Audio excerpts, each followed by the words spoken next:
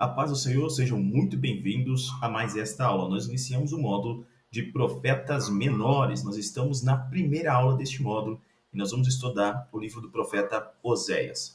A nossa ordem de estudos não é a ordem cronológica dos escritos desses profetas, tá? Então nós vamos começar o nosso estudo exatamente como está na Bíblia Sagrada, a ordem da nossa Bíblia, tá bem?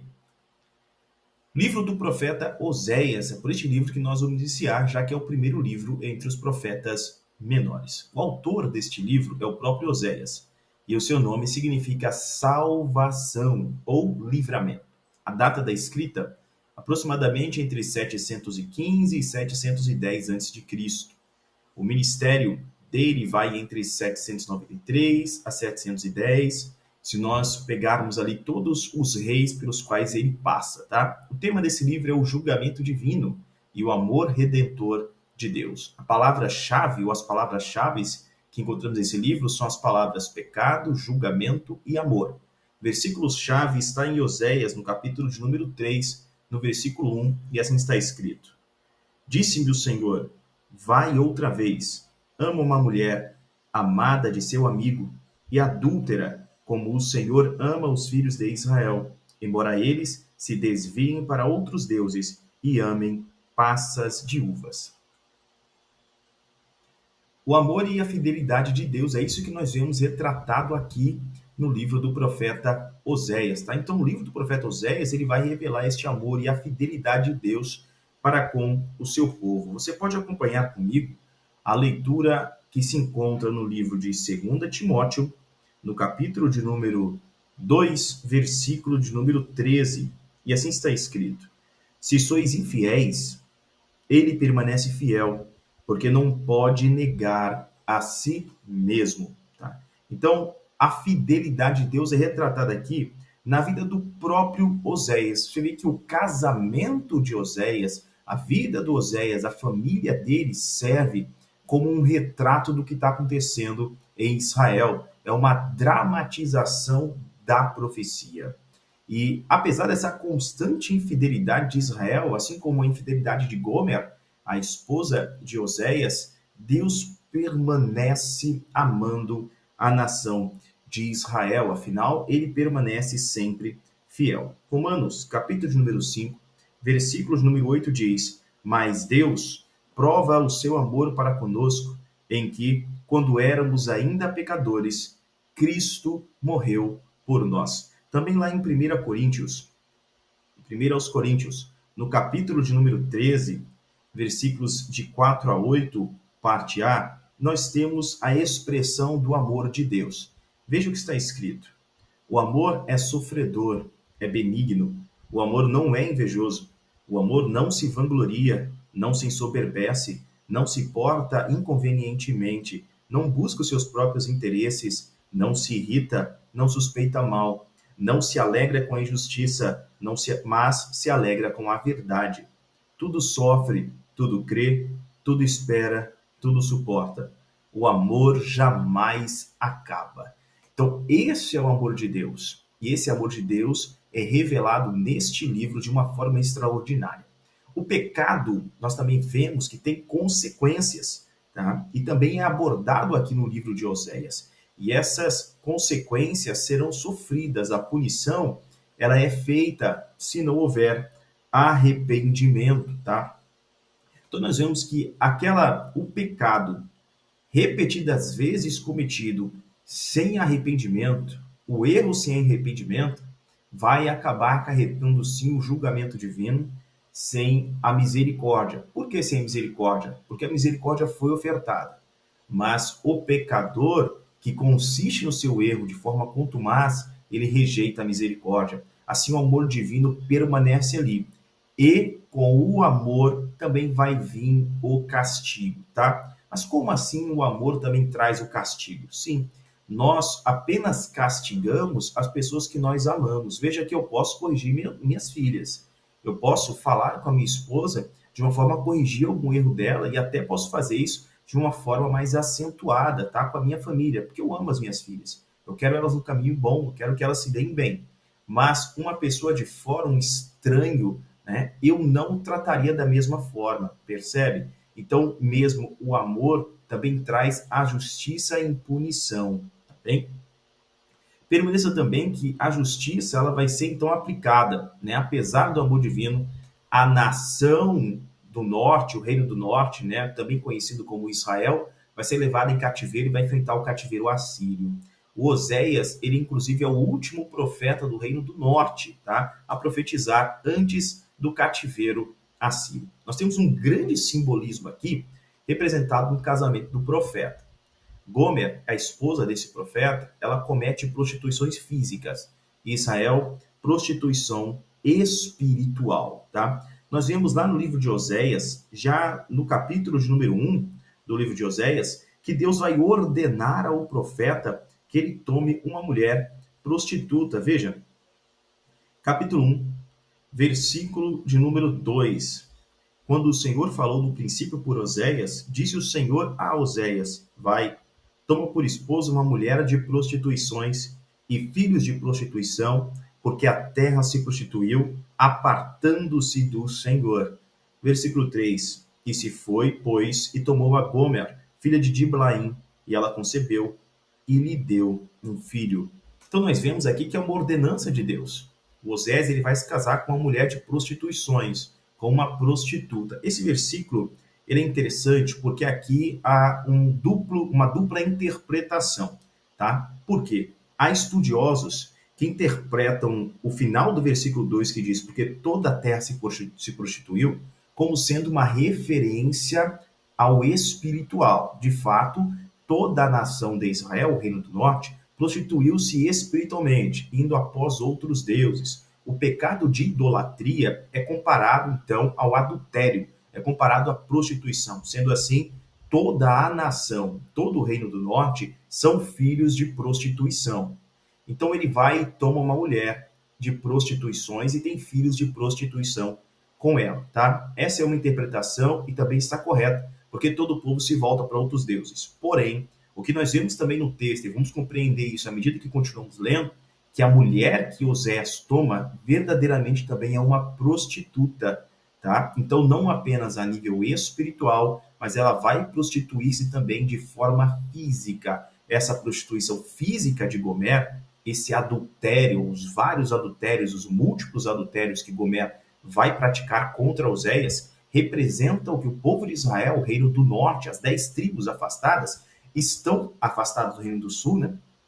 Estão fazendo diante de várias divindades, idolatrias variadas, divindades variadas e assim prostituições espirituais em múltiplas formas, né?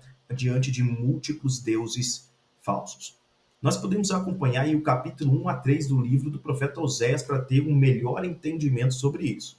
É justamente do capítulo 1 a 3 que nós vemos a vida de Oséias sendo utilizada como exemplo, tá? Um exemplo para todo Israel, um sinal para todo Israel. A partir do capítulo 4 em diante, nós vamos ver a manifestação espiritual do povo de Israel, como o povo espiritualmente está e como de fato esse casamento de Oséias retrata o estado pecaminoso, degradante que a nação inteira se encontra. Então a vida do profeta vai servir como uma dramatização. Na vida do profeta, nós vemos Deus, representado pelo profeta Oséias, nós vemos Israel, representada por Gomer, e nós vemos os filhos de Oséias e Gomer, representando então os filhos, né, da nação, os habitantes da nação, mas sendo filhos de prostituições. Uma visão panorâmica aqui. Os capítulos de 1 a 3 vão apontar para esse casamento de Oséias e Gomer. Seus 3 filhos, como Deus diz, né, eles serão um sinal, tá, para todo Israel. Da mesma forma como são usados também os de Isaías, a própria vida de Jeremias também dramatizada, o filho de Enoque, né, lá em Gênesis, também você pode conferir aí em Gênesis, nos primeiros capítulos você vai ver que Gênesis, o Enoque ele vai ter um filho, capítulo 5, e o filho dele é o Matusalém. Matusalém também serve de sinal para aquela geração, para a população da época. O nome Matusalém significa quando ele morrer, virá. Lá no livro de Judas, nós vemos que Enoque era profeta, E Enoque já profetizava sobre um julgamento que Deus traria sobre o povo.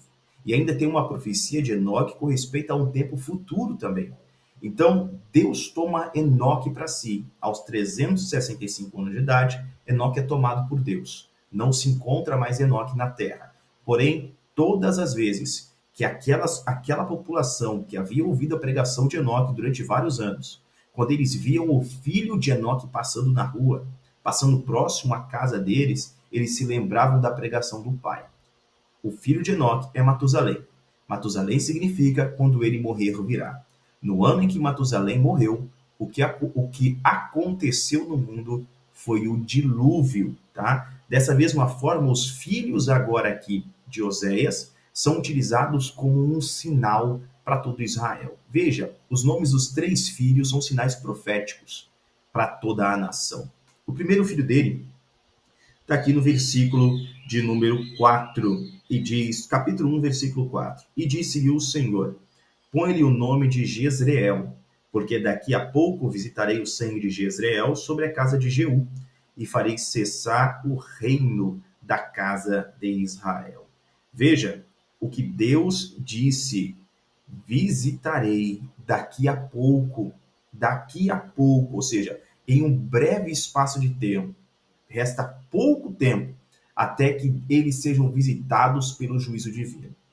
De fato, após Oséias vai profetizar nos últimos anos de reinado de Jeroboão, tá? E apenas 30 anos depois da morte de Jeroboão, todo esse território, o reino do norte, Israel, vai ser levado em cativeiro para a Síria. Então, 3 décadas depois da profecia aqui de Oséias, nós temos o cumprimento cabal dessa palavra. Jezeel. Nós temos também o filho, né? A segunda filha aí de Oséias, que é a Loruama. Nós vamos ver logo no próximo slide o significado desses nomes, o que Jezreel significa, Loruama significa, tá bom? Então, Jezreel, ele vai significar, na verdade, espalhado, tá? Essa ideia de ser espalhado entre as nações. Loruama significa não compadecida, sem misericórdia, sem compaixão, ou não terei compaixão dela. Loruama tem significado de não amada, tá? E Loami significa não é meu povo. Por quê? Porque o povo ele quebra o pacto que tinha com Deus. Então, se ele quebrou o pacto que tinha com Deus, Deus também acaba rejeitando o povo de Israel, tá? Os capítulos de 4 a 14, a profecia dramatizada por Oséias em sua vida pessoal vai retratar todo esse aspecto espiritual do reino do norte. No capítulo 1, Oséias casa-se com Gomer e ela o abandona e vai procurar outros amantes, né? Semelhante ao que Israel fez ao desviar-se de Deus. Oséias de 4 a 7. Nós vamos ver também lá no capítulo 2 que há uma degradação de Gomer, representando a sua vergonha e o juízo divino sobre Israel, que nós também acompanhamos esse em paralelo dos capítulos de 8 a 10. O que acontece aqui no capítulo 2 é que Gomer ela vai sair de casa, ela vai atrás dos seus amantes, mas ela acaba se tornando uma escrava, tá? Ela entra em degradação tal que ela cai a um nível, a forma de uma escrava. No capítulo de número 3, Oséias ele vai resgatar então a sua esposa. Ele vai e compra ela novamente, tá? Paga o preço por Gomer. Então, ele traz ela de volta para casa, e isso também vai representar os capítulos de 11 a 14, quando Deus vai estar profetizando através de Oséias a restauração de Israel em um momento futuro. Israel vai estar voltando. Mas veja que quando Oséias compra Gomer novamente e traz para casa, a ordenança de Deus é que ele não tenha relações com ela. Não tenha relações sexuais como marido e mulher. Ela vai ser deixada sem relações com ele durante longos dias. Então, nem ela vai se deitar mais em prostituição, agora ela se torna fiel, mas ele também não se deita com ela por longos dias, tá? O que isso vai representar? Então, apesar de Israel ser trazido de volta para o seu território, Gomer volta para casa. Apesar de Israel ser trazida de volta do cativeiro, né, em um tempo futuro, depois do cativeiro, depois de Nabucodonosor, depois do cativeiro babilônico, né, quando Babilônia cai, o rei Ciro, Medo-Persa, vai ordenar então essa libertação de todos os judeus e a volta deles para o seu território, o território de Israel. Tá? Essa volta acontece lá no tempo de Esdras. Mas a Bíblia vai dizer que o povo ele vai ficar sem rei, sem príncipe. Assim acontece com o povo de Israel. Até o momento de hoje, até este momento, eles estão esperando o rei, eles estão esperando o Messias, né? Nós sabemos que o Messias já veio, Jesus Cristo, mas eles o rejeitaram também. Então, estão aguardando o reino milenial, o reino do milênio, pós-grande tribulação. Ali, Jesus Cristo vai ser reconhecido pelos judeus como rei enviado por Deus. Então, eles voltaram para sua terra, mas eles vão ficar um longo período sem esse relacionamento, né? Da volta deles para a terra, ou seja, desde que Ciro os ordena voltar, desde Esdras até Jesus Cristo, há um período de cerca de 400 anos de silêncio, 400 anos sem esse relacionamento. Então é claro que Deus perdoa o pecado, é claro que Deus pode fazer alguém retornar da onde estava, fazê-lo voltar novamente, voltar para dentro de casa, né? Mas ainda assim pode ser que haja algum limite de relacionamento por um tempo. Né? É necessário uma purificação. Esse limite de tempo é necessário para purificar Gomer, para que ela volte então como esposa para Oséias e eles possam ter de fato seu casamento novamente consumado, tá? Nós temos o tema então aqui para o livro. Primeiro, embora Oséias apresente os nomes dos reis de Judá, ele vai apresentar os nomes de Uzias, Jotão, Acás e Ezequias. Ele faz isso para situar no tempo, tá? O livro dele, a profecia dele. Mas ele profetiza mesmo para o reino do norte, profetiza para Israel, no fim do reinado de Jeroboão II. Então nós temos aqui em Oséias, no capítulo de número 1, no versículo de número 4, ele profetiza o tempo do fim do reino do norte. Veja o que está escrito no final desse versículo 4. E farei cessar o reino da casa de Israel. Esse é o reino do norte. No versículo de número 6, diz: E tornou ela a conceber, e deu à luz uma filha. E o Senhor disse a Oséias: Coloca ali o nome de Loruama, que significa não amada, porque não tornarei mais a compadecer-me da casa de Israel, nem a perdoar-lhe de maneira alguma. Veja, então, não haverá perdão, haverá uma sentença e o cativeiro. Versículo de número 10 diz: Todavia, o número dos filhos de Israel será como a areia do mar, que não pode ser medida nem contada. E no lugar onde se lhes dizia, vós não sois meu povo, se lhes dirá, vós sois os filhos do Deus vivo. Então também é uma mensagem de recuperação, uma mensagem de perdão, uma mensagem de consolo para o povo. No capítulo de número 3, versículo 1 diz, disse-lhe o Senhor, vai outra vez, ama uma mulher amada de seu amigo, se deita com outros homens, né? E adúltera, como o Senhor ama os filhos de Israel, embora eles se desviem para outros deuses e amem uvas passas. Capítulo 4 ainda, versículo 5 diz: Depois tornarão os filhos de Israel e buscarão ao Senhor seu Deus e a Davi seu rei, e com temor chegarão nos últimos dias ao Senhor e à sua bondade, tá? Então aqui nós vemos uma referência também a esse período da era messiânica, o milênio, período futuro.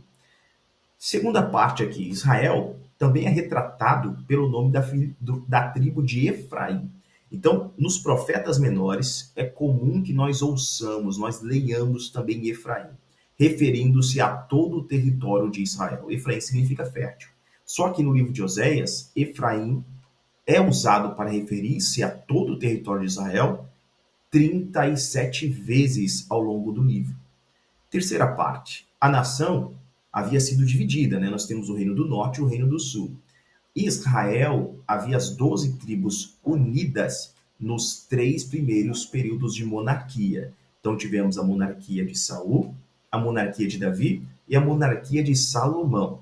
A partir da monarquia do filho de Salomão, o Roboão, nós temos uma divisão do reino. Jeú vai acabar ficando com a parte norte desse reino, 10 tribos vão seguir a liderança de Jeú. 2 tribos vão permanecer fiéis à casa de Judá, que será justamente a tribo de Judá e a tribo de Benjamim. Tá? Essa divisão do reino já havia acontecido há cerca de 200 anos. 200 anos de reino dividido. Agora Osés está profetizando. O reino do norte, então, tem como sua capital Samaria. O reino do sul, que é Judá, tem como sua capital Jerusalém. Há uma apostasia generalizada. É isso que nós vemos retratado aqui no livro de Oséias, tá? Então, após um período de grande enriquecimento, Israel se distancia de Deus e passa para a idolatria. E eles descem aos níveis mais baixos. Os sacerdotes se uniram a bandidos e assassinos nas estradas. Oséias 6:9. Passaram a sacrificar crianças para os deuses cananeus. A prostituição física é feita durante os cultos aos ídolos, que é a prostituição ritual, né? E é feito como um sacrifício mesmo, essa prostituição ritual. É um sexo que apresenta-se como um sacrifício dos corpos aos deuses, tá? Então é isso que está acontecendo lá em Israel, é toda essa apostasia generalizada, o povo se voltou para contra Deus, está se distanciando cada vez mais do Senhor, isso depois de um período de bonança, um período de prosperidade no reinado de Jeroboão II, tá? Conhecido também como Era Áurea aí do povo.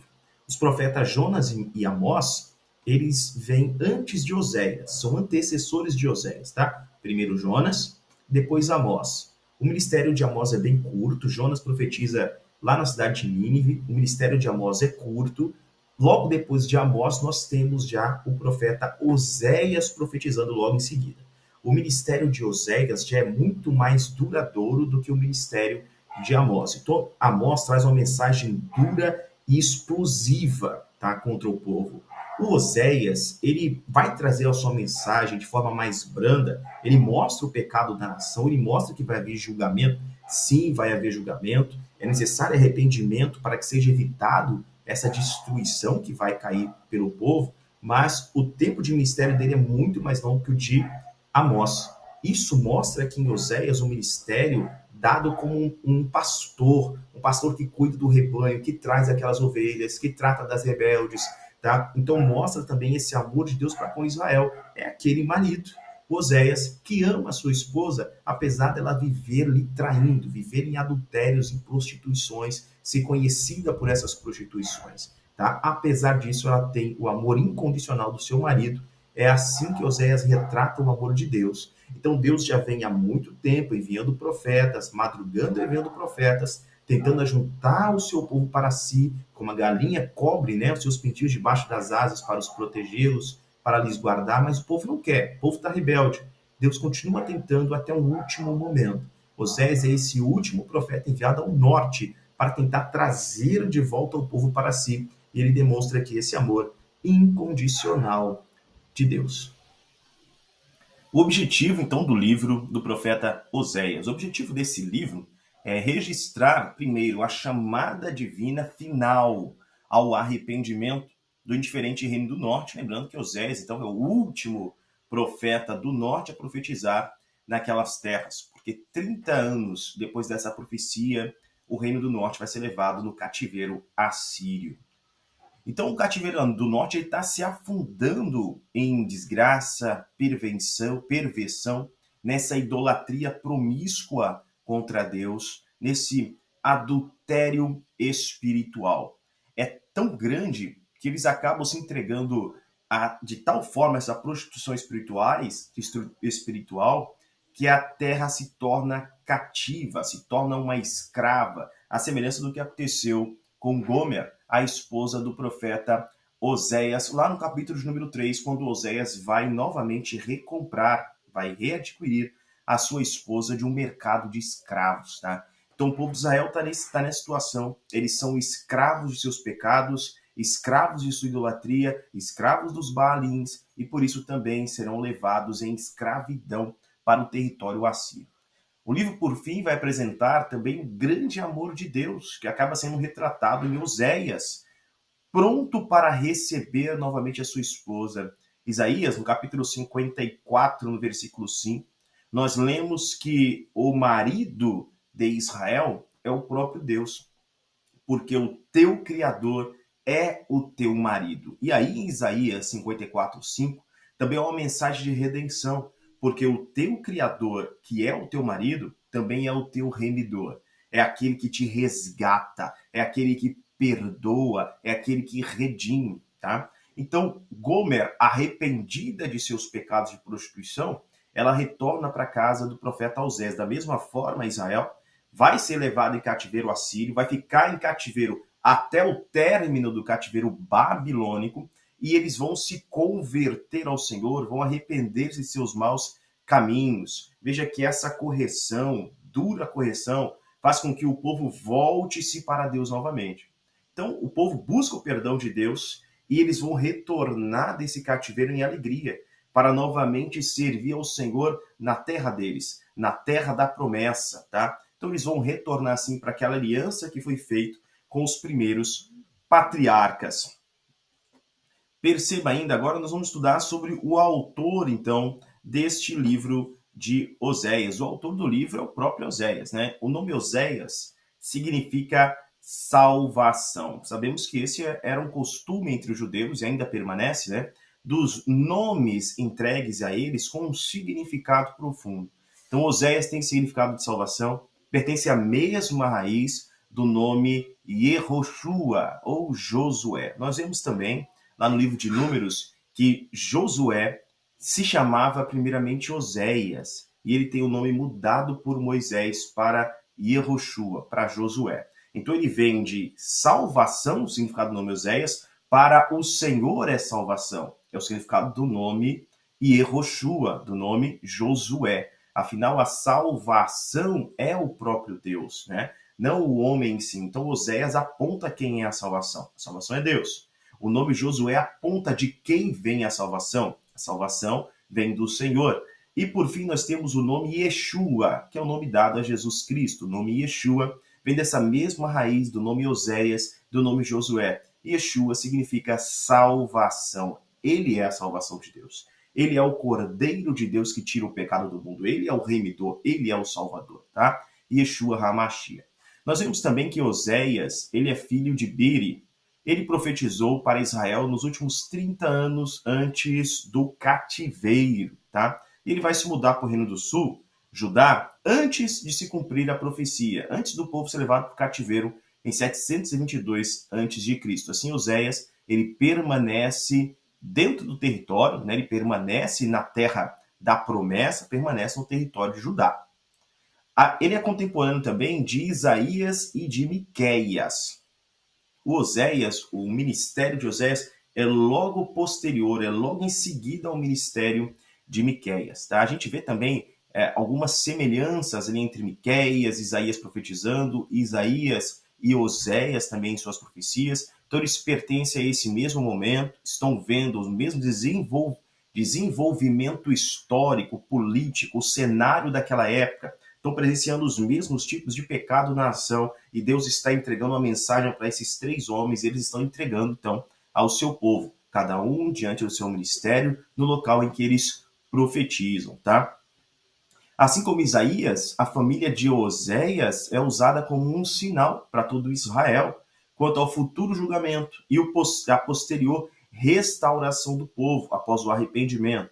Oséias ele se casa com uma mulher que ele foi infiel. Isso retrata a infidelidade de Israel para com Deus. Nós lembramos então que Oséias se casa com Gomer e Gomer vai se dar prostituições. Então, durante anos, Gomer está entre as prostitutas. Ela acaba sendo aí, tendo muitos amantes, até que ela sai de casa, ela vai se tornar uma escrava devido a isso, e depois ela é recomprada pelo profeta. O ministério de Oséias segue-se logo após o ministério de Amós. Estes dois são os dois únicos livros dedicados inteiramente ao Reino do Norte, tá? E anunciam assim a sua destruição iminente. O cenário político. Oséias ele vai iniciar o seu ministério durante os últimos anos de Jeroboão II. É um período em que Israel está desfrutando de prosperidade, de um crescimento. Algumas cidades vão ser retomadas. Jeroboão II consegue conquistar algumas cidades de volta, através de batalhas, incursões militares.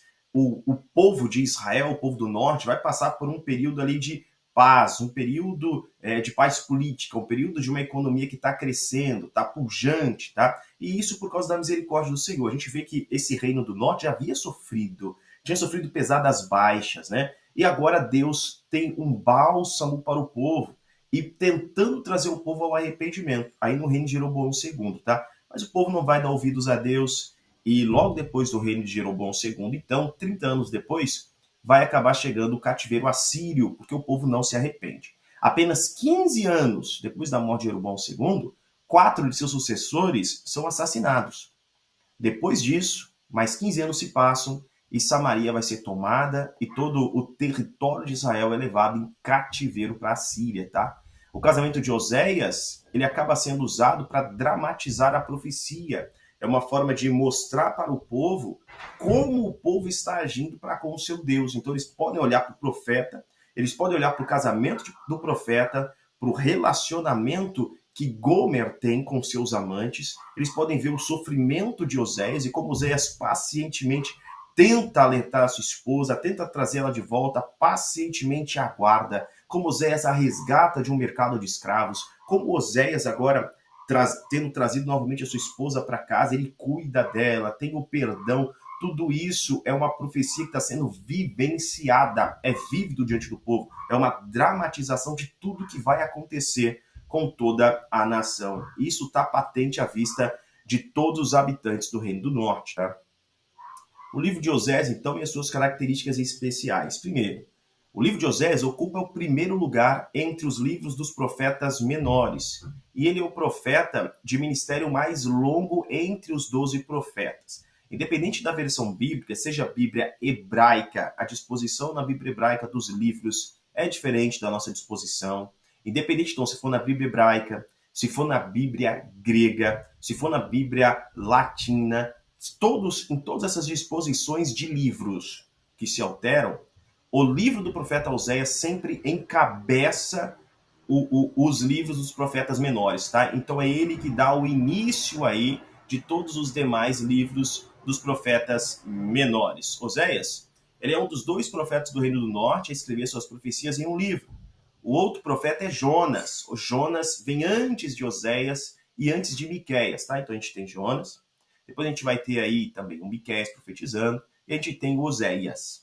Semelhantemente a Jeremias e Ezequiel, as suas experiências pessoais também dramatizam a profecia, assim como aconteceu com Isaías, tá? Contei cerca de 150 declarações sobre os pecados de Israel, e mais da metade dessas declarações é concernente à idolatria.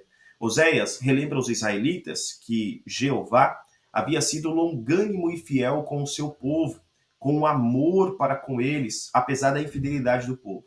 Não há uma ordem visível, tá, em suas profecias. A gente vê o capítulo 4 ao capítulo 14, né? É difícil distinguir onde uma profecia termina e outra acaba. É uma sequência de profecias ali. E por fim, elas acham-se repletas de vívidas figuras de linguagem, muitas das quais tiradas do cenário rural a que o profeta também pertencia. Então, lendo o livro de Osés, é muito fácil imaginar a situação, imaginar o que está acontecendo.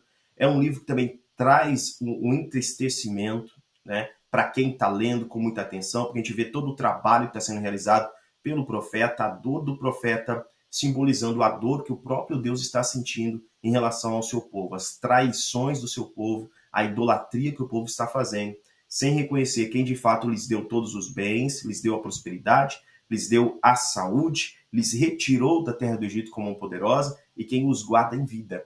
Tá? Então a gente vê Deus trabalhando realmente em favor do povo e o povo indo atrás de deuses falsos. O livro de Oséias e o Novo Testamento. São diversos os versículos de Oséias que são citados no Novo Testamento. Tá? Então, primeiro, nós temos aí Oséias 11, versículo de número 1. Em Oséias 11, 1, nós vemos que Deus chama o seu filho do Egito. Assim está escrito: quando Israel era menino, eu o amei, e do Egito chamei o meu filho. Nós temos um paralelo a isso, nós temos esse cumprimento lá em Mateus, no capítulo número 2, no versículo de número 15. Assim está escrito: E lá ficou até a morte de Herodes, para que se cumprisse o que fora dito da parte do Senhor pelo profeta: Do Egito chamei o meu filho. Percebe? Então isso aí nós estamos lá em Oséias 11:1, né? A vitória de Cristo sobre a morte, Oséias, capítulo de número 13, no versículo de número 14, assim está escrito: Eu os remirei do poder do Seol e os resgatarei da morte. Onde estão, ó morte, as tuas pragas? Onde está, ó Seol, a tua destruição? A compaixão está estendida, está escondida de meus olhos. Nós temos esse mesmo texto sendo citado como referência lá no livro de 1 aos Coríntios, no capítulo de número 15 e no versículo de número 55. Assim está escrito na palavra de Deus: Onde está o inferno, a tua vitória? Onde está a morte, o teu aguilhão? Então nós vemos a citação que o apóstolo Paulo também faz do livro de Oséias. E assim prossegue, né? Deus deseja misericórdia e não sacrifício, Oséias 6,6. Isso é repetido por Jesus em Mateus capítulo 9, versículos 13 e também no capítulo 12, versículo 7. Os gentios, eles passam a ser povo de Deus junto com Israel, né? Chamarei agora de Ami, aquele que era Loami. Aquele que não era meu povo, eu chamarei de meu povo. Tá?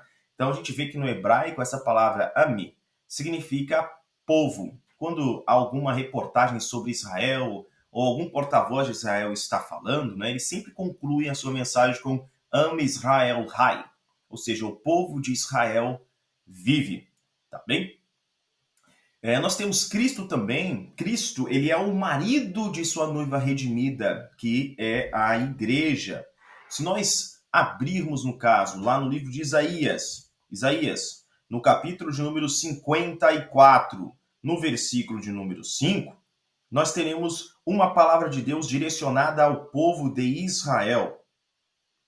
E assim está escrito: Pois o teu Criador é o teu marido, o Senhor dos exércitos é o seu nome, e o Santo de Israel é o teu Redentor, que é chamado o Deus de toda a terra. Agora, no Novo Testamento, nós podemos fazer os paralelos com a igreja como sendo também a noiva, não é isso? A noiva de Cristo. 2 Coríntios, no capítulo de número 11, no versículo de número 2, está escrito: Porque estou zeloso de vós com zelo de Deus, escreve o apóstolo Paulo, pois vos desposei com um só esposo, Cristo, para vos apresentar a ele como virgem pura. Efésios, capítulo de número 5, versículo de número 22 ao 32, nós temos também essa revelação do matrimônio. Né? Aqui o apóstolo Paulo está falando para as mulheres se submeter aos seus esposos, né? Assim como Cristo é a cabeça da igreja, o esposo é o cabeça da mulher. Mas da mesma forma também, o marido deve amar a sua esposa como Cristo amou a igreja e por ela mesmo também se entregou. Tá? Sendo assim, nós vemos a representação aqui desse amor de Deus. Versículo 32, o apóstolo conclui dizendo: Grande é este mistério, mas eu entendo a referência entre Cristo e a igreja. Tá? Então, grande é esse mistério, o mistério do matrimônio, do casamento, mas esse mistério do casamento entre Cristo e a igreja. Que é a igreja? A igreja é a união de judeus e gentios em Cristo. Lá em Isaías 54:5, nós temos: o teu Criador é o teu marido. Está lá direcionado ao povo de Israel. E aqui nós temos uma mensagem direcionada à igreja, ou seja, se ampliou o quadro. Tá? Foi desposada por Deus, desposado em Cristo, não apenas o povo de Israel como uma nação, mas também todos os povos que se unem agora a Cristo, Israel e gentios unidos em Cristo, formando um corpo, formando uma noiva, formando a igreja, a esposa do Senhor, tá? A esposa de Cristo.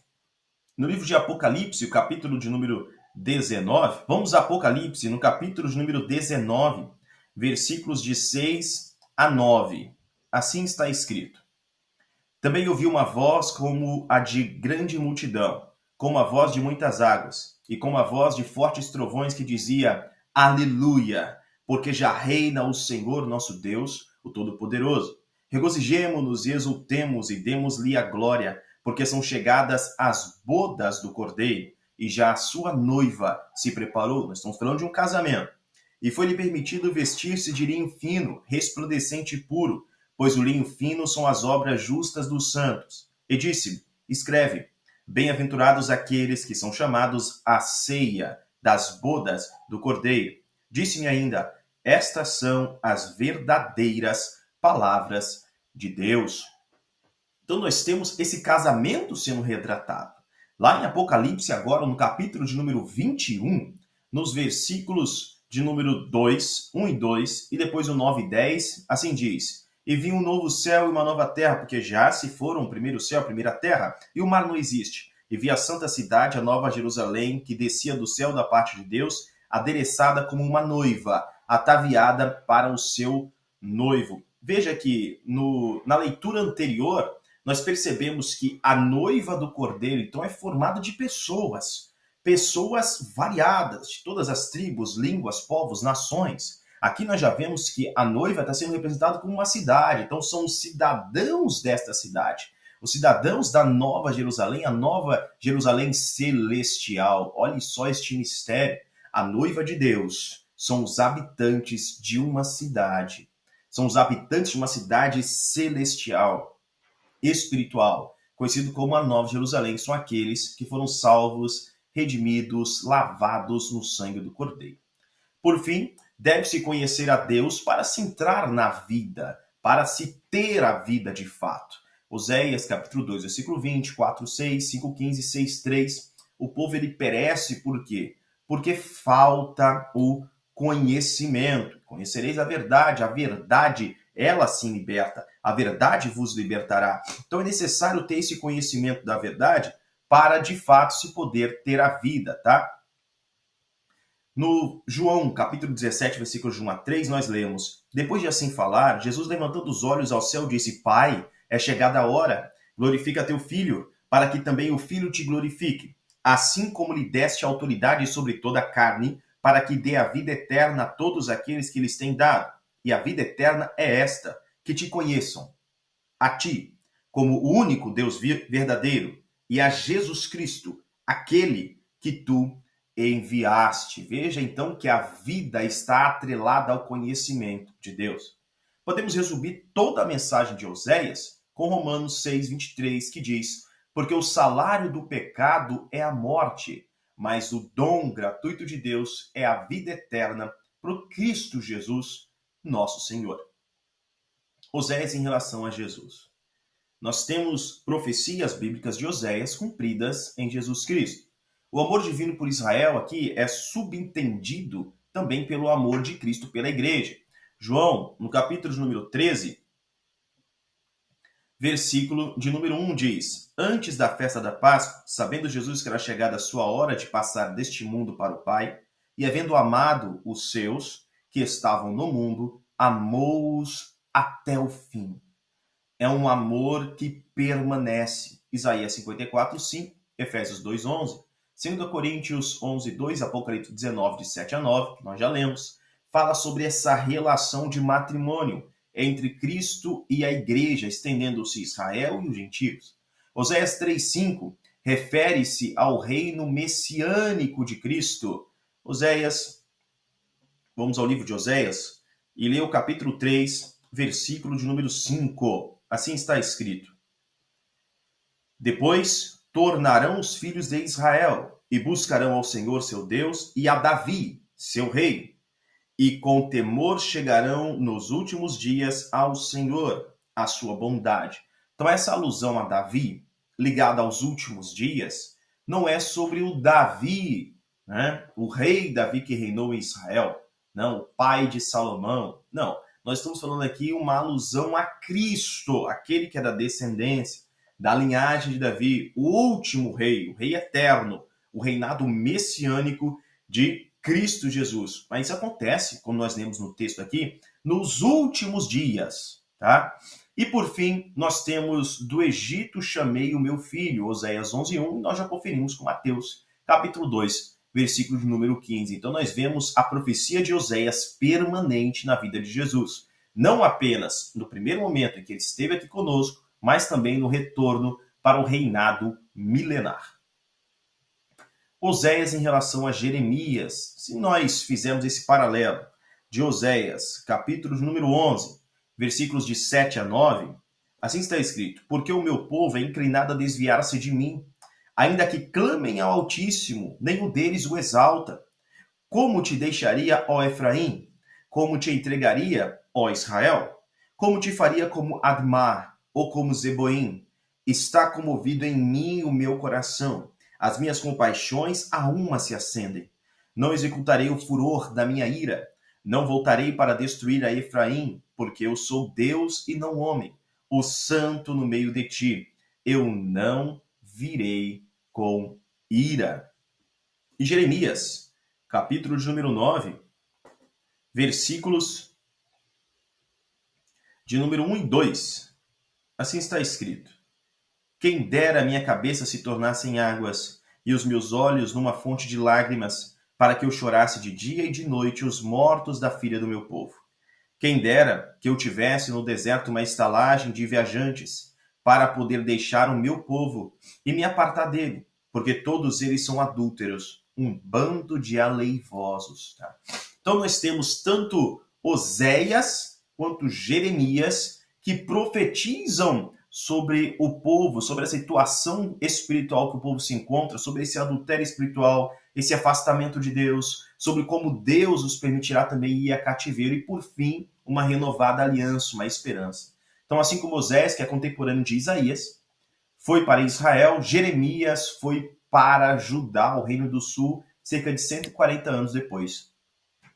Ambos profetizaram após um período de grande prosperidade da nação, de grande bonança, seguida pelo abandono ao Senhor, indiferença espiritual e paganismo. O povo ele se enriquece, eles vão crescer em posses, e devido a verem que eles têm muitos recursos, têm uma paz, eles vão abandonar o Senhor. Eles vão confiar naquilo que eles têm agora, confiar nas riquezas, buscar outros deuses, vão acreditar que a prosperidade está vindo de outros deuses, tá? De idolatrias, deuses estranhos. Isso vai trazer a ira de Deus e, por fim, a destruição através do cativeiro. E depois do cativeiro, o arrependimento, né, de todo o povo, tá? Lendo suas profecias também, nós podemos sentir a tristeza. Você viu Jeremias, quanto ele chorava, quem dera, ele dizendo, né, que a minha cabeça se tornasse em água e ele pudesse derramar essas lágrimas, não é verdade? Nos olhos uma fonte de lágrimas. Então ele está falando sobre a tristeza que ele sente, porque ele está vendo o que vai acontecer. Ele já anteviu a destruição, Deus o mostrou a visão. Ele sabe o que vai acontecer e o povo não está se arrependendo. Então aquilo é certo, vai acontecer e vai acontecer por aqueles dias. Jeremias vê toda essa destruição chegando no reino de Judá. Jeremias presencia Nabucodonosor que vai invadir o território e vai levar cativos muitas pessoas, dezenas de milhares de pessoas, para a Babilônia. Enfim, por fim, profetizaram uma renovada aliança do Senhor Jeová e o seu povo. Jeremias, capítulo de número 31, versículo de número 31. Assim está escrito: eis que os dias vêm, diz o Senhor, em que farei um pacto novo com a casa de Israel e com a casa de Judá. Versículo 32 ainda. Não conforme o pacto que fiz com seus pais, no dia em que os tomei pela mão para tirá-los da terra do Egito, esse meu pacto que eles invalidaram, apesar de eu os haver desposado, diz o Senhor. Mas haverá um novo pacto, e dessa vez a lei não estará escrita em tábuas, a lei de pedra, a lei estará escrita diretamente no coração do povo. Então há uma renovada esperança, o povo não vai ser destruído completamente, um remanescente fiel voltará e por fim a nação se converterá ao Senhor de toda a terra. Assim nós concluímos esse estudo panorâmico, geral, sobre o livro do profeta Oséias, tá? Deus te abençoe em o nome de Jesus. Na nossa próxima aula, nós estaremos estudando sobre o profeta Joel.